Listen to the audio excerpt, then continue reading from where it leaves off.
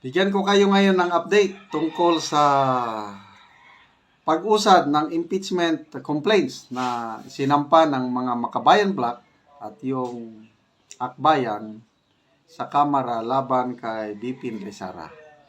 3 araw na lang yung session days ng Kamara. Lunes, Martes, Merkules na lang. After that, break na. Kumusta man?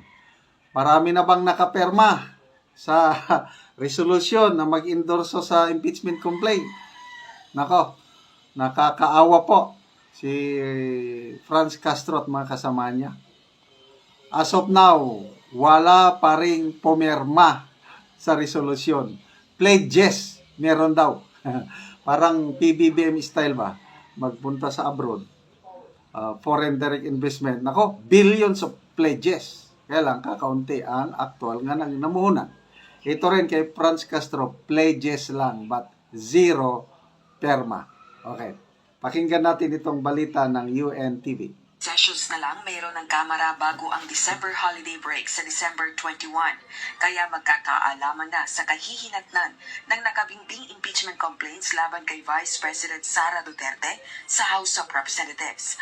Ayon kay House Deputy Minority Leader, ang Teachers Party List Representative Franz Castro, nakakuha na sila ng mahigit 10 pledges na susuportahan ng impeachment resolution na isinusulong ng Makabayan Bloc.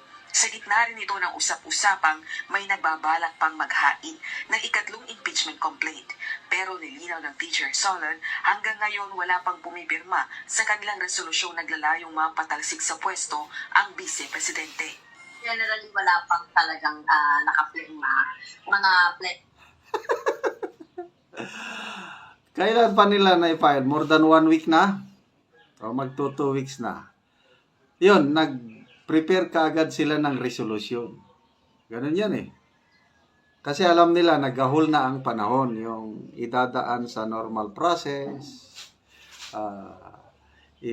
From Secretary General, i-transmit sa Speaker of the House. Speaker of the House, dadalhin sa Committee on Justice. Then, pag-aaralan ang sufficient inform and substance. Gahol sa orasyon. So, pinakamadali shortcut, resolution kagad. Pipirma ng 106. Paiba-ibang number. May 106, 105, 103. I don't know kung alin ang tama. Pipirmahan ng 106 congressmen. Ay, wala pa ring nakapirma. Pledges pa lang. So, ano ngayon? Masaya ba ang Pasko ni Franz Castro? Ano sa tingin nyo? Kamusta si BP Sara? Makakatulog ba siya ng mahimbing ngayong Pasko, New Year? Sino ang may maligayang bakasyon? just lang. So, mukhang next week pa magkakaalaman. May mga ilan na mga sa minority, siguro parang mga 5 or 6, mga ganon. Sa majority naman ay lang sila, nagsasabi sila. Siguro mga ganon din yung number. Itinanggi naman ni House Quadruple Committee over. So, sige, sabihin mo lang 15. Sabihin natin 105 yung kailangan. 15. So, ilan pa? 90 pa. Paano nila i-produce yung 90 signatures? Wala na. Imposible na yan. Wala pang pumipirma eh. Chairperson, Representative Robert Ace Barbers, na naghihintay sila ng kumpas ni Speaker Martin Romualdez kaugnay ng impeachment issue. Isang senior member ng Nationalista Party, si Congressman Barbers. Ako personally, my opinion, this is a conscience, kumbaga, So, ang issue ngayon is, ang mga kongresista sa majority, kasi minority and majority.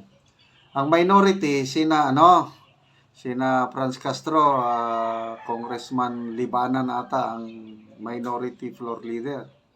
Kakaunti sila, mga 20 lang ata sila, wala pang 20. Then, majority.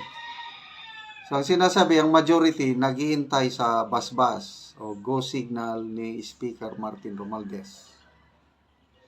Sabi naman ni Congressman Barbers, hindi totoo yan. kanya-kanya kaming membro, vote according to our conscience o pipirma according to our conscience. Maniwala ba kayo doon kay Congressman Barbers na kanya-kanyang boto, kanya-kanyang desisyon yan? Nako, Honorable Congressman, hindi kami pinanganak kahapon. Kaya wag mo kaming paniwalain na kanya-kanyang boto according to bas-bas ang kailangan. If ever you will take a position,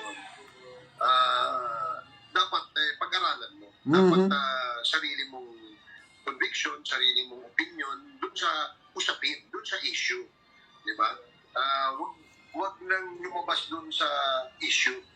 Naniniwala rin itong kukulangin na ng oras ang impeachment proceedings lalo na't malapit-lapit na rin ang midterm elections. Subalit iba ang pananaw dito ng Makabayan Bloc Solon. Kapag kasi nag-decide na yung mga parties nila na na go itong impeachment complaint, mabilis naman ito kahit na Ayun, tama si Franz Castro. Pag mag-decide na ang leadership party, sabi niya, kailang ang pinaka-importanting desisyon yan, yung leadership sa House, si House Speaker Martin Romualdez. Plus of course, yung mga deputy niya. Pag nagkasundo na okay, sulong natin, ay mabilis pa sa alas 4. So, bakit hanggang ngayon, wala pa rin galaw? Nakabinbin pa rin sa Office of the Secretary General yung complaint. Yung sinasabi nila na hihintayin yung third complaint, parang malabo na yun. So, dalawang rason lang ang nakikita ko dito. Una is yung opinion or panawagan ng Pangulo na huwag nyo nang ituloy. Dahil walang maitutulong sa Pilipino. Sinundan ito ng fellowship dinner sa Malacanang na nag-present itong mga kongresista, more than 200 kongresista nagpunta sa Malacanang, nag-present ng manifesto of support. Baka yun na yun, yung signal na susundin nila ang Pangulo. Kaya walang galaw ngayon dyan sa hindi umuusad yung impeachment complaint. Sana ganon. Then, pangalawang factor, yung Iglesia ni Cristo na rally. Baka nag-uusap-usap ang mga kongresista na, boss, delikado, Iglesia, kailangan namin ng endorsement nila, malapit ng eleksyon. Pwede ba, kalmado muna tayo? Kasi pag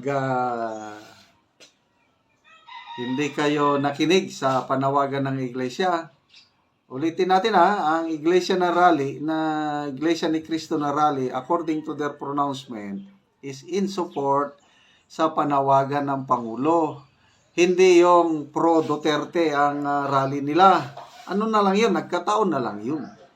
Kasi itong mga BBM vloggers, sinasabi na hindi daw matutuloy yung rally. Dahil daw kung ano-anong rason. Para bang natatakot sila na mag-rally ang Iglesia against impeachment. Bakit sila matatakot? Dapat magpasalamat pa sila sa Iglesia ni Cristo.